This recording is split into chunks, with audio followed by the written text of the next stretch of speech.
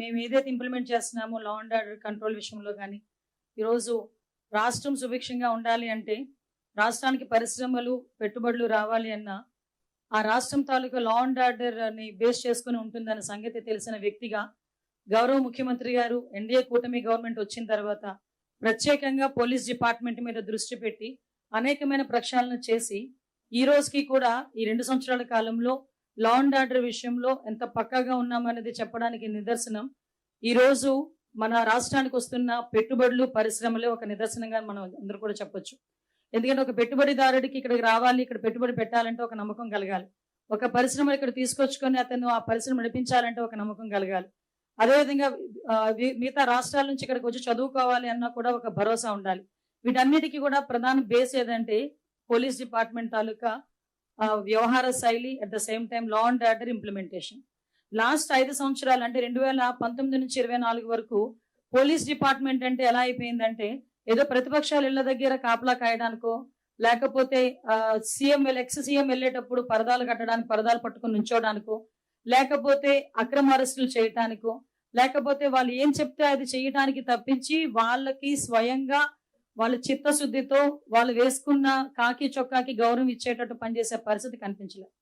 కానీ మేము ఎన్డీఏ కూటమి గవర్నమెంట్ అధికారంలోకి వచ్చిన తర్వాత అటువంటి విధ్వంస పాలనకి చరమగీతం పాడాలి. పోలీస్ డిపార్ట్మెంట్ వాళ్ళు ప్రజలకి సేవ చేయాలి, ప్రజలకి న్యాయం చేయాలి.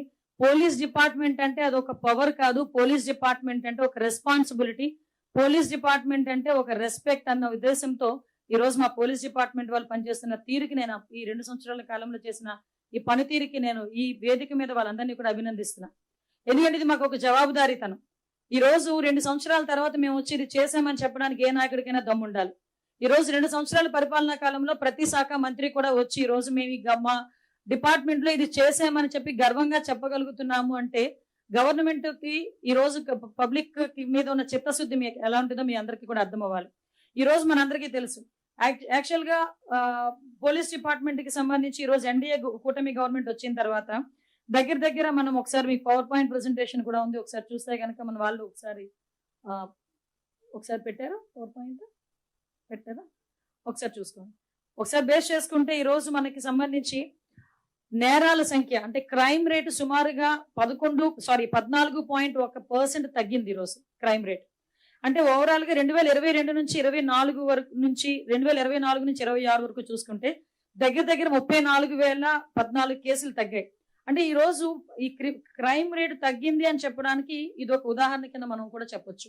చాలా మంది చాలా రకాలుగా మాట్లాడతారు, కానీ ఈ రోజు మా డిపార్ట్మెంట్ చేస్తున్న ఇన్వెస్టిగేషన్ పరిస్థితి కానీ, లేకపోతే ఈ రోజు సీసీటీవీ కెమెరాస్ ద్వారా ఒక ఇన్విజిబుల్ పోలీసింగ్ చేయటం కానీ, డ్రోన్స్ ను ఉపయోగించి టెక్నాలజీ బేస్ చేసుకొని ఈ రోజు చేస్తున్న పోలీసింగ్ కానీ, ఇన్విజిబుల్ పోలీసింగ్ కానీ, విజిబుల్ పోలీసింగ్ కానీ ఈ రోజు ప్రత్యక్షంగా ఈ 14% తగ్గేదానికి, క్రైమ్ రేట్ తగ్గేదానికి ఈ రోజు ఉపయోగపడ్డాయని చెప్పడానికి నిజంగా మేమందరం కూడా గర్వపడాలి.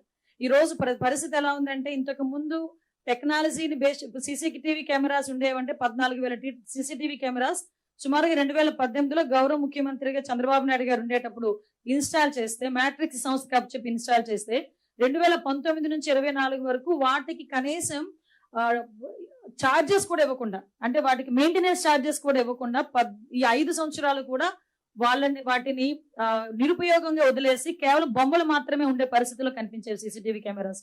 మళ్ళీ అగైన్ 2024లో ఎన్డీఏ కూటమి గవర్నమెంట్ వచ్చిన తర్వాత ప్రత్యేకంగా సీసీటీవీ కెమెరాస్ మీద దృష్టి పెట్టి వాటిని అన్నింటినీ కూడా మేము రినోవేట్ చేయడమే కాకుండా అగైన్ పబ్లిక్ పార్టిసిపేషన్ తో ఇప్పుడు విజయవాడ కమిషనర్ లాంటి కమిషనరేట్ లో ప్రతి నియోజకవర్గంలోని కూడా అన్ని విలేజెస్ లో కూడా సీసీటీవీ కెమెరాస్ పెట్టుకునే పరిస్థితికి ఈరోజు తీసుకొచ్చాం. అంటే ఒక పక్క నుంచి కమ్యూనిటీ సపోర్ట్ చేస్తుంది, ఒక పక్క నుంచి police department support, government support తో 1,00,000 సీసీటీవీ కెమెరాస్ టార్గెట్ గా చేసుకుని అరౌండ్ ఈ రోజు 70% వరకు సీసీటీవీ కెమెరాస్ ఇన్స్టాల్ చేసుకుని వాటికి సంబంధించిన ఫీడ్ కూడా నియర్ బై ఉన్న కమాండ్ కంట్రోల్ రూమ్స్ కి అప్పచెప్పి అక్కడ ఏ ఇన్వెస్టిగేషన్ అయినా చాలా ఈజీగా తొందరగా చేసుకునే దానికి ఇది ఒక మెయిన్ టూల్ అయిందని చెప్పడానికి నిజంగా మేము గర్వపడాలి. ఎందుకంటే ఈ రోజు మీరు అబ్జర్వ్ చేసుకుంటే ఒక క్రైమ్ జరిగింది అని చెప్పిన తర్వాత ఆ క్రిమినల్ ని పట్టుకోవడానికి within 24 hours to 48 hours మేము పట్టుకోగలుగుతున్నామంటే because of that CCTV cameras one of the best tool మాకు ఈ రోజు. అటువంటి వాటిల్నే లాస్ట్ గవర్నమెంట్ లో నిర్వీర్యం చేసేసిన పరిస్థితి కూడా ఈ రోజు గుర్తు చేయాలి.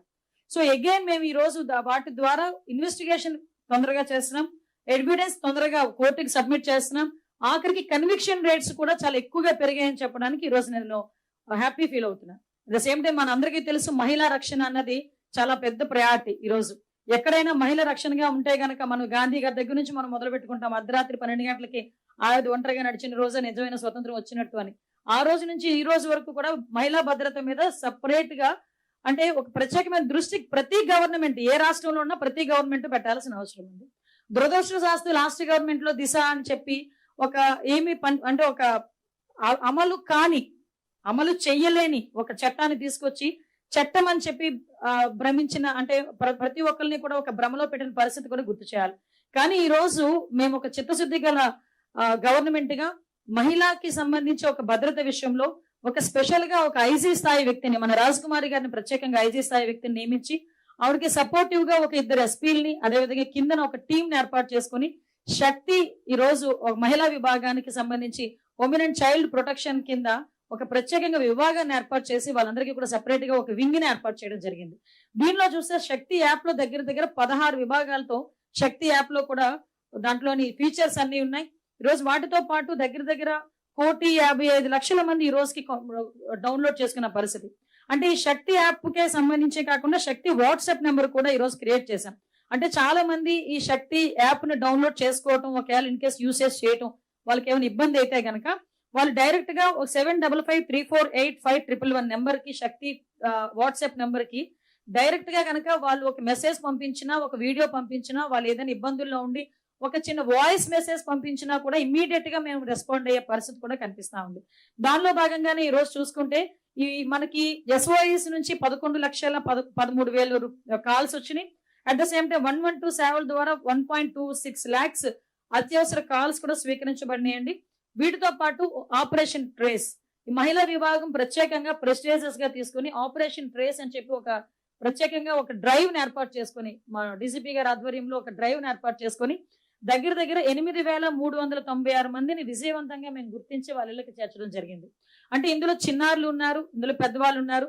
వాళ్ళందరూ కూడా ఎక్కడైనా ఎటువంటి కిడ్నాప్ గురైనా లేకపోతే ఎక్కడైనా తప్పిపోయినా వీళ్ళందరినీ కూడా గుర్తించి ఆపరేషన్ ట్రేస్ ద్వారా 8,396 మందిని విజయవంతంగా మేము గుర్తించి వాళ్ళ ఇళ్ళకి చేర్చడమే కాకుండా తిరిగి ఇప్పటికీ ఆపరేషన్ ట్రేస్ అన్నది అక్కడితో ముగిసిపోకుండా ఇప్పటికీ కూడా ఒక సెపరేట్ వింగ్ అనేది దానికి నడుస్తా ఉంది, ఒక టాస్క్ ఫోర్స్ అనేది నడుస్తా ఉంది. వీటితో పాటు మెయిన్ మనకి చైల్డ్ కి సంబంధించి పోక్సో కేసెస్ అన్నవి ప్రతి ఒక్కరం కూడా హార్ట్ తో ఆలోచించాల్సిన విషయం, మైండ్ తో ఆలోచించాల్సిన విషయం కాదు ఇది పోక్సో కేసెస్ అన్నవి. ఎందుకంటే ఒక చిన్నారుల మీద జరిగే అఘాయిత్యాల గురించి మనం మాట్లాడుకుంటే అసలు చిన్న పిల్ల చంటి పిల్ల 2 సంవత్సరాల మీద 6 సంవత్సరాలు 9 సంవత్సరాలు 11 సంవత్సరాలు ఇలాంటి ఆడబిడ్డల మీద జరుగుతున్న అఘాయిత్యాలకు ఎక్కడొకటి ఫుల్ స్టాప్ పెట్టాలి. మీరు రీసెంట్ గా జరిగిన సంఘటనలో మేము వేసిన టీంలకు భయపడి కొంతమంది అయితే ఆత్మహత్యలు చేసుకున్న సందర్భాన్ని కూడా ఈ టైంలో మీకు గుర్తు చేయాలి. ఎందుకంటే ఎందుకు గవర్నమెంట్ ఇంత సీరియస్ గా ఉందని చెప్పడానికి పోక్సో కేసెస్ లో at the same time POCSO కేసుల్లో కూడా ఒక్కసారి అరెస్ట్ అయిన ఒక వ్యక్తి అతను బెయిల్ రాకుండానే కన్విక్షన్ పడిన సందర్భాలు చాలా ఉన్నాయి.